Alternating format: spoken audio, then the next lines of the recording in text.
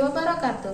Yang terhormat, dosen penguji uji kinerja PPG dalam jabatan kategori 1 gelombang 2 Universitas Negeri Manado tahun 2022. Perkenalkan, nama saya Sinta Sundari. Saya guru PPKN di SMP Negeri 5 Wanasalam, Kecamatan Wanasalam, Kabupaten Lebak, Provinsi Banten. Pada kesempatan kali ini, saya akan melaksanakan kegiatan pembelajaran untuk mengikuti uji kinerja PPG dalam jabatan kategori 1 gelombang 2 tahun 2022 dengan materi keberagaman dalam masyarakat Indonesia di kelas 7. Untuk lebih jelasnya, berikut adalah video praktik pembelajaran yang telah saya laksanakan. Mohon masukan dan saran agar kedepannya kegiatan pembelajaran saya bisa menjadi lebih baik lagi. Terima kasih atas perhatiannya. Wassalamualaikum warahmatullahi wabarakatuh.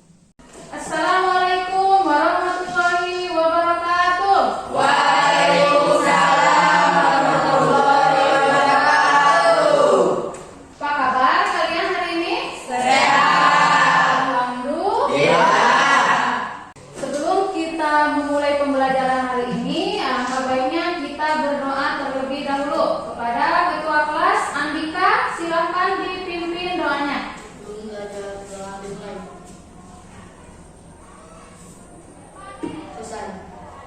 Salam kepada Ibu Guru. Assalamualaikum warahmatullahi wabarakatuh. Waalaikumsalam warahmatullahi wabarakatuh. Baik, Ibu akan memeriksa kehadiran kalian pada hari ini. Ada yang tidak hadir? Hadir. Alhamdulillah. Coba Ibu minta kalian berdiri sebentar. Ibu mau melihat kerapihan pakaian kalian dulu. Sudah rapi belum? Coba lihat.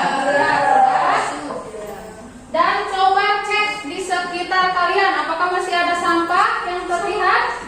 Sudah rapi? Berarti pada hari ini petugas piket sudah bertanggung jawab melaksanakan tugasnya. Silakan duduk kembali. Devi, Ibu bisa minta tolong untuk memimpin teman-teman menyanyikan lagu wajib nasional. Silakan ke depan.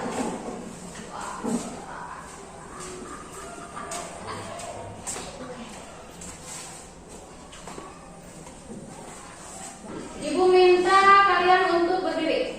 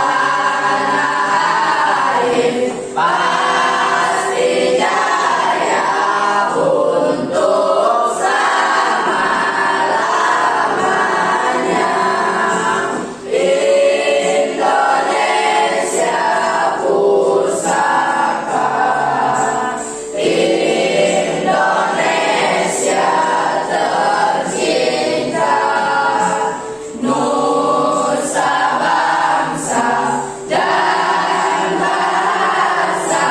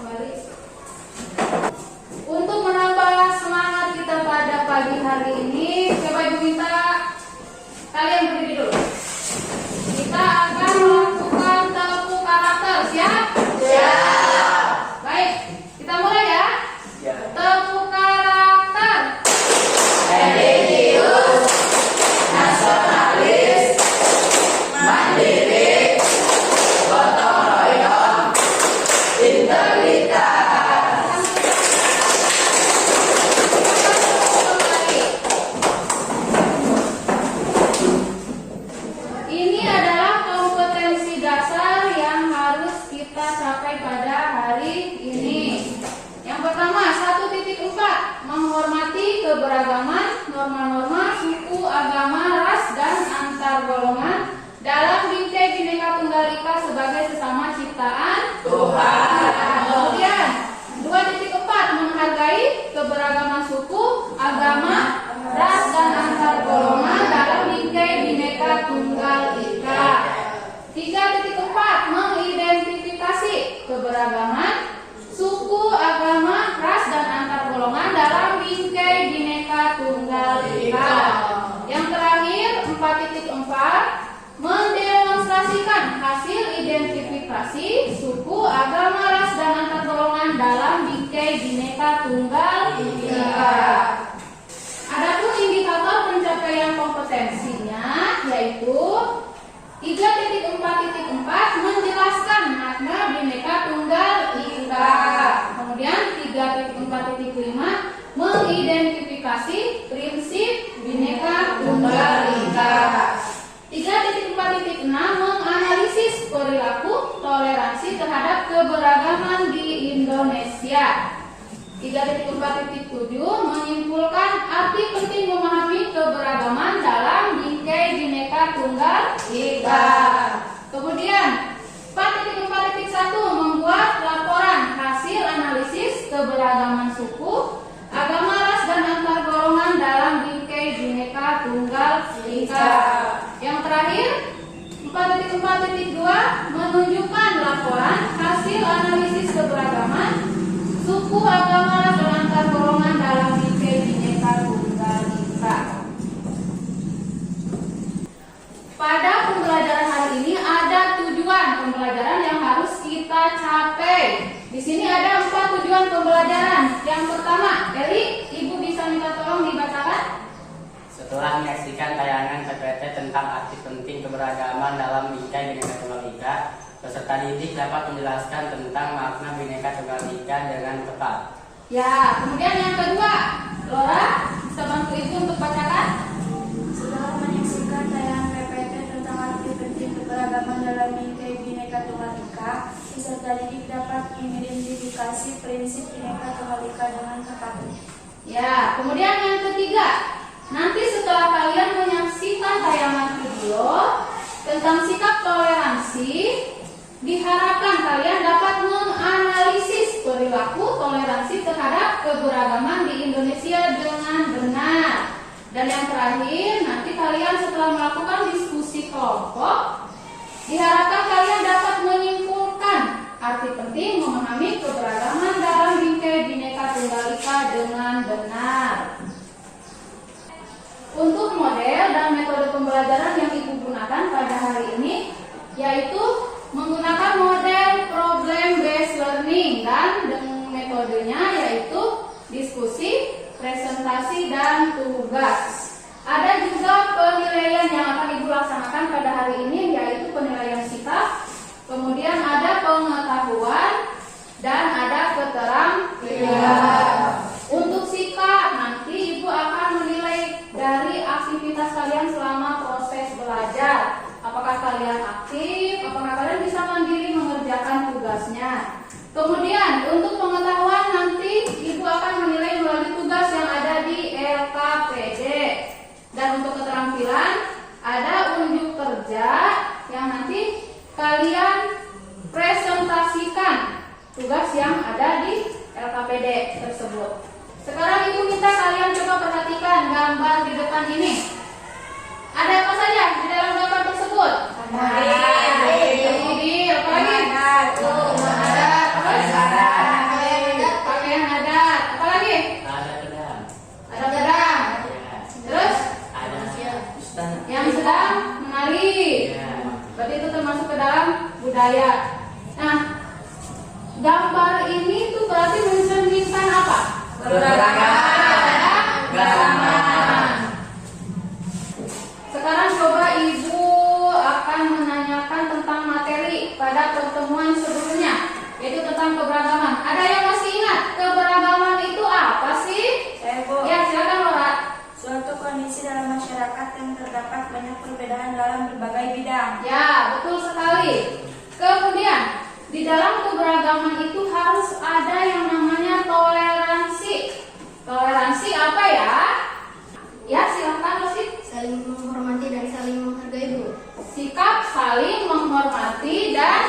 Menghargai, betul sekali.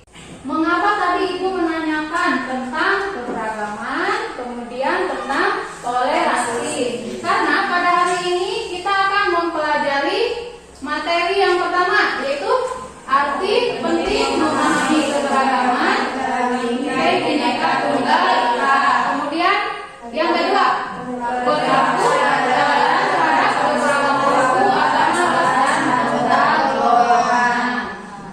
Sebelum kita mulai pembelajaran pada hari ini, Ibu akan menyampaikan dulu manfaat untuk pembelajaran pada hari ini, yaitu yang pertama, lebih bersyukur pada Tuhan Yang Maha Esa atas segala karunia dan berkah yang telah diberikan berupa keragaman. Kemudian yang kedua, keragaman yang ada menjadi alat sebagai pemersatu bangsa Indonesia. Yang ketiga, mempererat tali persaudaraan antar masyarakat Indonesia walaupun mempunyai perbedaan. Dan yang keempat, dapat saling menghargai dan menghormati dalam perbedaan melalui sikap toleransi. Ibu minta coba kalian perhatikan tayangan PPT di depan. Pentingnya memahami keberagaman. Kenapa kita diharuskan memahami pentingnya keberagaman? Coba Eli tolong dibacakan. Ada dua alasan pentingnya bagi bangsa Indonesia untuk memahami keberagaman agar persatuan dan kesatuan NKRI tetap terjaga. Di antaranya, 1. Aspek kewilayahan, 2. Aspek sosial budaya. Ya, 1. Aspek kewilayahan, 2. Aspek sosial budaya. Adapun peran masyarakat dalam menjaga keberagaman, di antaranya yaitu meninggalkan sikap primordialisme, terutama yang menjurus pada sikap etnosentrisme dan ekstremisme. Kemudian ada menegakkan supremasi hukum dan mengembangkan rasa nasionalisme. Adapun peran masyarakat dalam menjaga keberagaman, di antaranya adalah yaitu 1. Mengembangkan sikap saling menghargai, kemudian meninggalkan sikap primordialisme terutama yang menjurus pada sikap etnosentrisme dan ekstremisme. Ini adalah arti toleransi yang tadi di awal sudah Ibu tanyakan. Toleransi itu apa? Toleransi merupakan suatu perilaku atau sikap manusia yang tidak menyimpang dari hukum yang berlaku di suatu negara, di mana seseorang menghargai atau menghormati setiap tindakan yang dilakukan orang lain selama masih dalam batasan tertentu. Ibu minta kalian coba perhatikan tayangan video berikut ini. Rencana penolakan gereja Maranatha di Kota Cilegon menuai polemik pasca penolakan muncul dari petisi yang ditandatangani masyarakat serta wali kota dan wakil-wali kota Cilegon. Peristiwa penolakan pembangunan gereja ini dicap sebagai bentuk intoleransi beragama. Untuk membahas yang di dalam bersudah terhubung Pak Yusuf dengan Kepala Pusat Sultan dan Keagamaan Kemenak Wawan Junaidi. Selamat sore Pak Wawan. Selamat sore bagaimana? Ya Pak Wawan, sejauh ini dari hasil penelusuran Kementerian Agama, apa alasan Pemkot Cilegon menolak pembangunan gereja Maranatha di sana? Pemerintahan. Oleh itu ini akan kita bukan ini kita akan coba membuat pertama supaya ada paham. Jangan-jangan ini hanya masalah pemahaman yang nanti dan sebaiknya ketika sudah kita itu bersama Mbak Rifana. Oke, Pak Wawan, apakah sudah ada komunikasi antara Kementerian Agama dengan wali kota dan wakil wali kota Cilegon terkait pelarangan pembangunan gereja Maranatha ini? Ya, kami dengan peraturan bersama Menteri menurut pendapat dari Guna adalah kewenangan. Tapi tentu ada beberapa obstacle ya, seperti curai, kemudian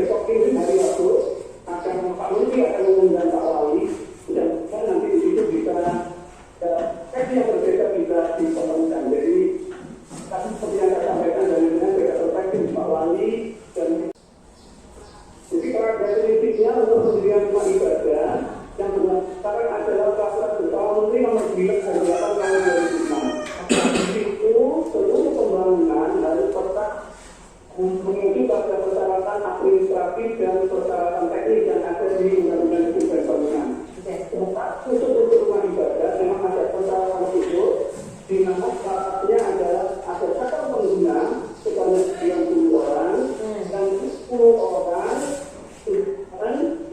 dari warga tempat di mana lokasi gereja dibangun, lalu rekomendasi dari SKUD dan rekomendasi dari Kementerian Agama. 4 persyaratan itu sebetulnya apabila dipenuhi maka pemerintah daerah wajib memfasilitasi pemberian rumah ibadah. Lalu bagaimana jika orang itu tidak terpenuhi? Di pasal 14 ayat 3 disebutkan seandainya pun 30 orang itu belum terpenuhi maka pemerintah daerah wajib memfasilitasi pemberian rumah ibadah. Jadi jelas di dalam peraturan itu tidak ada beragaman yang sudah sebenarnya baik untuk tidak bisa memberikan rumah ibadah karena dia memiliki hak konstitusi untuk dijamin dalam Al-Quran. Oke, kemudian langkahnya apa Pak dari Kementerian Agama Pusat untuk menangani konflik ini supaya tidak berkepanjangan dan tidak terjadi intoleransi ataupun pihak-pihak yang dirugikan di Kota Cilegon, Pak? Ya, jadi sebetulnya secara ini masyarakat Cilegon sudah bisa melakukan praktek agama yang baik ya, karena hari ini teman-teman lain bisa kita beribadah juga. Contoh teman-teman itu sampai sekarang juga bisa melakukan ibadah perayaan Natal di Kota Cilegon. Tadi memang ada kendala tentang pembinaan rumah ibadah ini. Besok Pak Menteri hari Sabtu sudah mengundang langsung Pak Wali Kota. Inilah langkah Kementerian Agama untuk baik. Jadi yang utama ini diharapkan nanti ke sisi pemerintah daerah dengan SKUD, Kementerian Dalam Negeri, Kejaksaan dan segala macamnya untuk masyarakat sehingga kita ini hambatannya apa?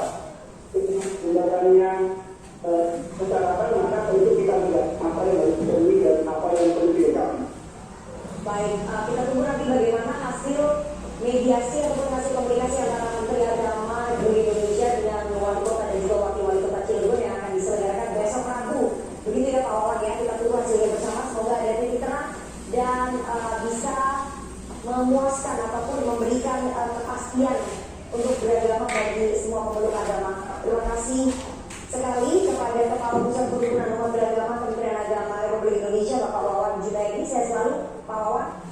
Sebelum Ibu lanjutkan, apakah ada yang ingin bertanya? Bu, ya silakan Laura. Untuk peran masyarakat dalam keberagaman ada istilah ekstremisme. Artinya apa Bu? Ekstremisme. Ada yang bisa menjawab ekstremisme itu apa? Ya silakan ya. Sikap yang melampaui batas atau berlebihan. Ya, betul sekali bahwa ekstremisme itu adalah suatu pandangan yang melampaui batas kewajaran dan bertentangan dengan hukum yang berlaku.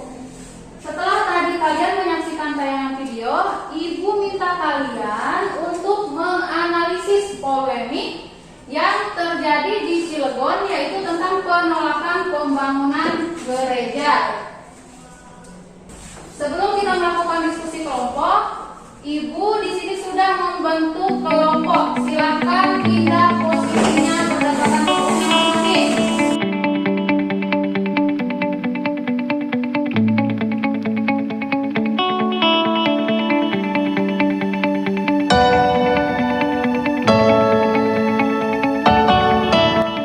Ibu akan membagikan LKPD terlebih dahulu. Ibu minta kalian untuk menganalisis informasi dari berbagai sumber, yaitu dari bahan ajar, kemudian dari buku siswa, dari materi yang tadi Ibu sampaikan melalui tayangan PPT, dan dari tayangan video. Kalian kumpulkan informasi untuk menyelesaikan permasalahan yang sudah tadi Ibu ajukan, yaitu menganalisis polemik yang terjadi di daerah Cilegon tentang penolakan pembangunan gereja. Nanti kalian cobalah untuk mengidentifikasi masalah, kemudian dicari akar penyebab masalahnya apa, dan temukan solusi yang relevan untuk permasalahan tersebut. Ibu berikan waktu kalian 5 menit untuk mengerjakan tugas tersebut. Dimulai dari sekarang.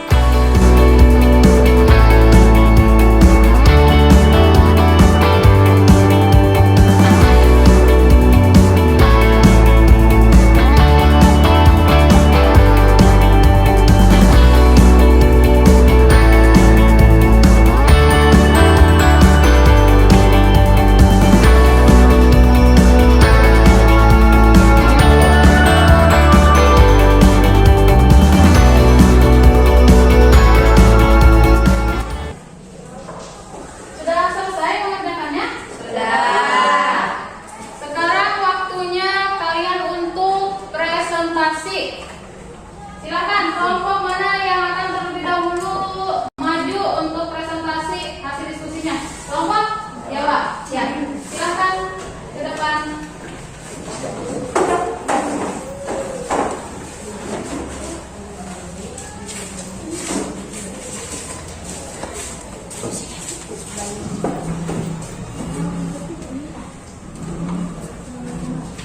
Assalamualaikum warahmatullahi wabarakatuh. Waalaikumsalam warahmatullahi wabarakatuh.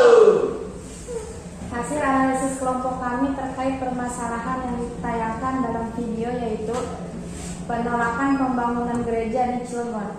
Akar penyebab masalahnya yaitu sikap tidak suka antara kaum mayoritas yaitu agama Islam dan kaum minoritas yaitu agama Kristen.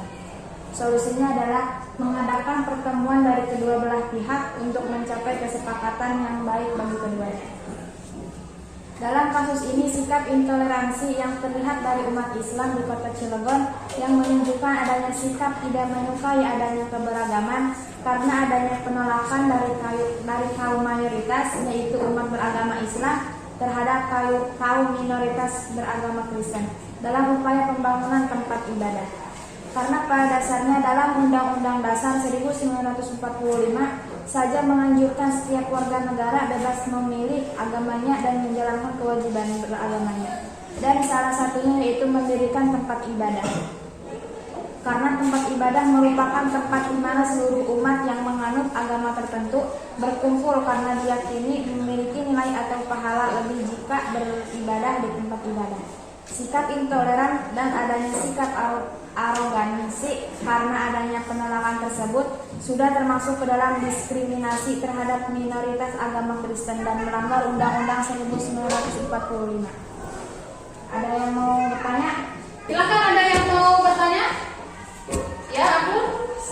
Saya ada kata diskriminasi, saya belum paham apa itu diskriminasi.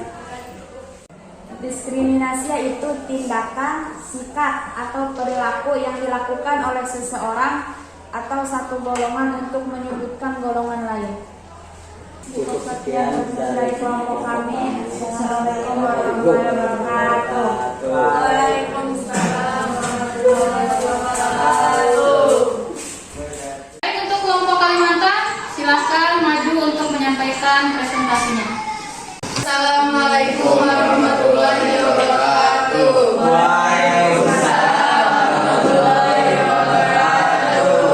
Ini hasil analisis dari kelompok kami terkait permasalahan yang ditayangkan dalam video yaitu identifikasi masalah penolakan pembangunan gereja di Cilegon. Akar penyebab masalah sikap tidak suka antara kaum mayoritas yaitu agama Islam dengan kaum minoritas yaitu agama Kristen. Solusi mengadakan pertemuan dari kedua belah pihak untuk mencapai kesepakatan yang baik bagi keduanya. Alasan lain tentang penolakan tersebut yaitu demi memenuhi keinginan masyarakat yang ada di Cilegon dan beberapa ulama juga tokoh lainnya. Menolak pembangunan tempat ibadah di sebuah wilayah dengan alasan minimnya jumlah kelompok tersebut atau alasan apapun tertentu tidak dapat dibenarkan. Hal tersebut sama saja menghalangi hak seseorang untuk dapat beribadah.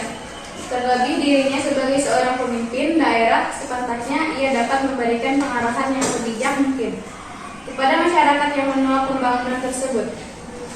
Data menunjukkan tidak adanya pembangunan gereja yang berdiri di Cilegon, padahal jumlah masyarakat berdasarkan agama di Cilegon terdapat sejumlah 7.003 beragam Kristen dan 1.823 beragama Katolik. Kiranya tidak ada satupun bangunan gereja di Cilegon. Jika terpatok pada data yang sama menunjukkan mayoritas di kawasan tersebut adanya penduduk beragama Islam dengan 7.550,72 ribu jiwa atau setara dengan 97,46%. Minoritas pada kasus ini ialah masyarakat di Cilegon yang beragama non-Muslim. Terlihat dari jumlah penduduknya yang sangat kecil, persentasinya dibandingkan dengan masyarakat beragama Islam. Kebijakan tegas seharusnya dapat ia tegakkan selaku wali kota Cilegon untuk memenuhi hak-hak masyarakat setempat, bukan disuruh untuk menandatangani penolakan pembangunan gereja bersama dengan masyarakat lain. Lantas, bagaimana nasib masyarakat yang ingin beribadah di gereja tersebut? Sudah seharusnya kasus ini sudah diselesaikan dan dicari jalan keluar yang adil untuk seluruh yang terkait. Kasus penolakan pembangunan gereja di Cilegon ini cukup menjadi cambukan dan pengingat bagi kita semua agar dapat lebih peka untuk menghargai beberapa perbedaan yang ada, mulai dari diri sendiri, orang sekitar, terlebih seorang pemimpin sebuah wilayah untuk dapat lebih menegakkan toleransi. Semoga tidak ada lagi kasus serupa di tengah adanya perbedaan ini, agar kita semua dapat hidup dengan damai dengan haknya yang terpenuhi. Terima kasih. Sekian dari kelompok kami. Assalamualaikum warahmatullahi wabarakatuh. Terima kasih kepada kelompok Kalimantan yang sudah menyampaikan hasil diskusinya. Sekarang kita lanjutkan kepada kelompok Sumatera. Silakan ke depan. Assalamualaikum warahmatullahi wabarakatuh. Waalaikumsalam warahmatullahi wabarakatuh. Hasil analisis dari kelompok kami terkait permasalahan yang ditayangkan dalam video yaitu penolakan didasari pada perjanjian Bupati Serang Ronggo Waluyo dengan PT Krakatau Steel tahun 1975 yang isinya memuat perizinan berdirinya PT Krakatau Steel dengan syarat tidak boleh mendirikan gereja di kawasan tersebut. Perjanjian tersebut tidak relevan lagi dengan kondisi saat ini karena maksime pendirian rumah ibadah telah diatur dalam sejumlah regulasi. Sikap wali kota dan wakil wali kota Cilegon itu sebagai bentuk pelanggaran terhadap konstitusi. Seharusnya negara dalam konteks ini pemerintah kota Cilegon menjamin kebebasan semua warganya untuk memeluk dan beribadah menurut agama dan kepercayaannya masing-masing tersebut untuk mendirikan tempat beribadah.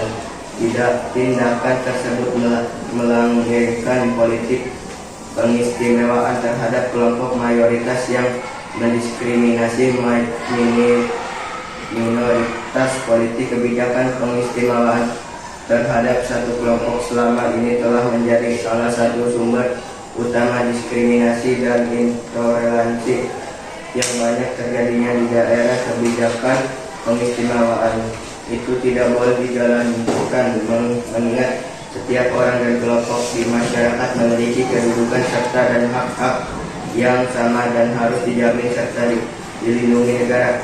Jika terus-menerus dilakukan hal tersebut justru akan menimbulkan dan meningkatkan praktik-praktik diskriminatif dan intoleran yang mengikis keberagaman di masyarakat. Pemerintah Kota Cilegon wajib memfasilitasi pendirian rumah ibadah, apalagi jika pemohonan sudah memenuhi berbagai persyaratan. Sampai saat ini rumah ibadah yang berdiri di Cilegon hanya untuk memeluk agama Islam. Pemerintah Kota Cilegon seharusnya menjalankan tugas dan fungsinya sebagaimana yang telah diamanatkan dalam Undang-Undang Nomor 23 Tahun 2014 tentang pemerintah daerah, terutama pasal 334 ayat 2 poin D. Mengenai asas penyelenggaraan layanan publik, yakni persamaan perlakuan tidak diskriminatif. Akan tetapi yang dilakukan pemerintah Kota Cilegon justru menghindar dari tanggung jawabnya, yang membiarkan pelanggaran atas kebebasan beragama atau berkeyakinan terus terjadi. Tindakan yang dilakukan wali kota dan wakil wali kota Cilegon yang bersepakat menolak pembangunan gereja di kota Cilegon menunjukkan sikap diskriminatif dan penakut untuk mengambil keputusan yang benar. Pemerintah kota Cilegon bermisi terhadap perilaku dan tindakan yang dilakukan oleh kelompok intoleran dengan masa yang banyak sehingga lebih mengakomodir kehendak kelompok keagamaan yang mayoritas dan mengabaikan konstitusi negara dan prinsip serta standar normatif hak asasi manusia. Untuk itu, solusi yang direkomendasikan 3 hal terkait persoalan tersebut. Pertama, mendesak kepala daerah untuk menghentikan politik kebijakan pengistimewaan terhadap suatu kelompok dan mendiskriminasi hak-hak kelompok minoritas. Kedua, mendesak kepala daerah untuk tidak memihak serta menjalankan tugas dan fungsinya dalam memfasilitasi terhadap orang dan kelompok supaya dapat menjalankan hak beragamanya sebagai dijamin dalam konstitusi. Ketiga, mendesak pemerintah untuk merevisi peraturan bersama Menteri Agama dan Menteri Dalam Negeri nomor 9 dan nomor 8 tahun 2006 yang sering digunakan untuk mendiskriminasi hak-hak kelompok minoritas di Indonesia. Mungkin hanya itu yang dapat kelompok kami sampaikan. Mohon maaf atas segala kesalahannya. Assalamualaikum warahmatullahi wabarakatuh. Waalaikumsalam warahmatullahi wabarakatuh. Silakan untuk kelompok berikutnya. Siapa yang siap? Ya, Bu. Kelompok Sulawesi, silakan ke depan. Assalamualaikum warahmatullahi wabarakatuh. Waalaikumsalam warahmatullahi wabarakatuh. Laporan analisis dari kelompok kami terkait permasalahan dalam video yang ditayangkan tadi. Identifikasi masalah penolakan pembangunan gereja di Cilegon.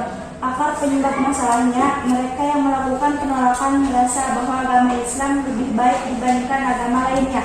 Solusinya, melakukan diskusi dan dijembatani oleh pihak pemerintah agar tercapai kesepakatan yang tidak merugikan kedua belah pihak.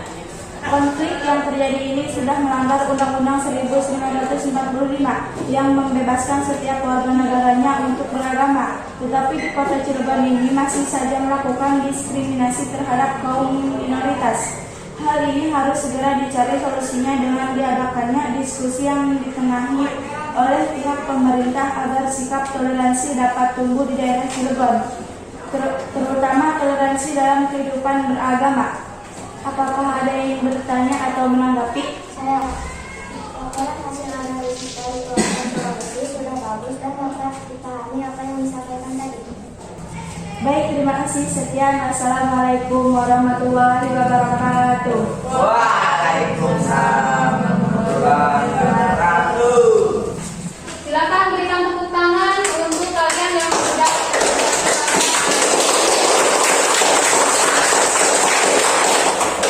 penyampaian hasil diskusi kalian tadi sudah sangat bagus. Tapi untuk hari ini ada kelompok terbaik. Siapa kira-kira yang menjadi kelompok terbaik untuk hari ini? Sulawesi. Sulawesi atau Sumatera atau Kalimantan atau Jawa? Untuk hari ini kelompok terbaik jatuh kepada kelompok Jawa.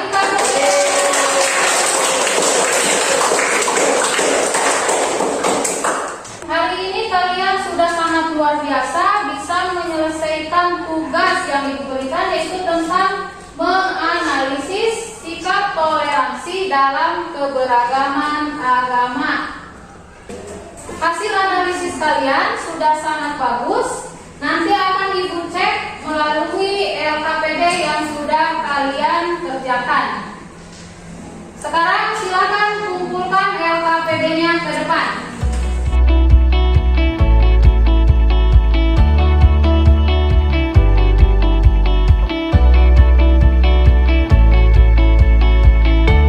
Untuk evaluasi hari ini, Ibu akan berikan kalian beberapa pertanyaan. Siap?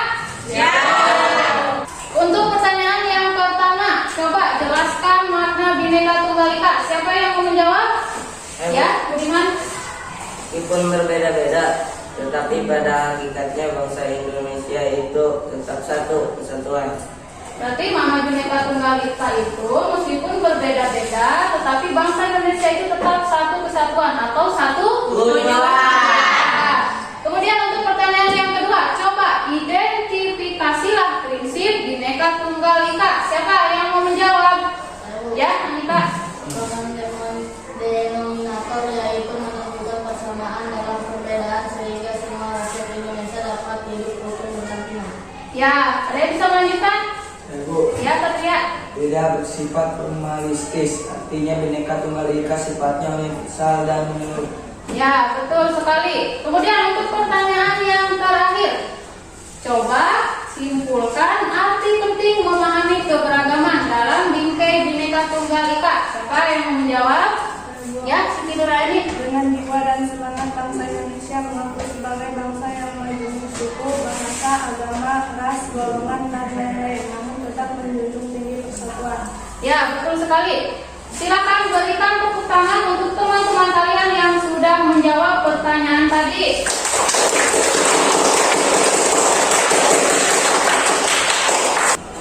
Mari kita simpulkan hal-hal penting yang kita dapatkan dalam pembelajaran hari ini. Sebelum Ibu menyimpulkan, ada yang ingin menyimpulkan terlebih dahulu? Ya, silakan Devi. Toleransi itu sangat penting untuk menjaga kesatuan dan kesatuan bangsa dan negara.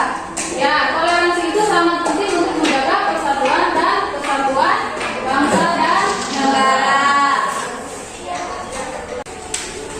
Untuk kesimpulan berikutnya yaitu dalam memahami keberagaman kita harus dapat mengambil hikmah positif dari tindakan tersebut agar dalam berhidup berbangsa dan bernegara kita dapat menentukan tindakan yang baik dan yang buruk. Untuk selanjutnya, Ibu bisa minta tolong Ibu untuk membacakan. Toleransi berarti saling menghargai antar individu dengan segala perbedaannya. Sikap dan perilaku toleransi merupakan kunci untuk meningkatkan persatuan dan kesatuan serta mencegah perpecahan masyarakat, bangsa, dan negara Indonesia. Bagaimana kegiatan pembelajaran hari ini? Senang. Kemudian happy. Senang. Bisa lihat tayangan video. Bisa lihat tayangan video. Kemudian ada lagi? Ada animasinya. Tadi yang ditayangkan melalui PPT. Nambah pengalaman. Menambah pengalaman. Bagus. Dalam pembelajaran hari ini, sifat positif apa yang kalian dapatkan? Silakan. Dapat bekerja sama dengan teman. Dapat bekerja sama dengan teman. Kemudian ada lagi? Bisa saling menghargai pendapat orang lain. Bisa saling menghargai pendapat orang lain. Terus? Tugas dapat diselesaikan dengan cepat. Tugas dapat diselesaikan dengan cepat. Semua itu karena kalian dapat bekerja sama dengan baik. Sebelum kita akhiri pembelajaran pada hari ini, ada tindak lanjut yang Ibu berikan, yaitu kalian pelajari lagi materi ini di rumah. Kemudian Ibu berikan tugas, yaitu analisislah sikap toleransi yang ada di lingkungan sekolah dan masyarakat. Siap? Siap. Untuk pertemuan berikutnya, kita akan mempelajari materi tentang kerjasama dalam berbagai bidang kehidupan. Ibu ucapkan terima kasih karena kalian sudah semangat mengikuti pembelajaran hari ini. Sebelum kita akhiri, kita akan berdoa terlebih dahulu. Kepada Andika, silakan dipimpin doanya.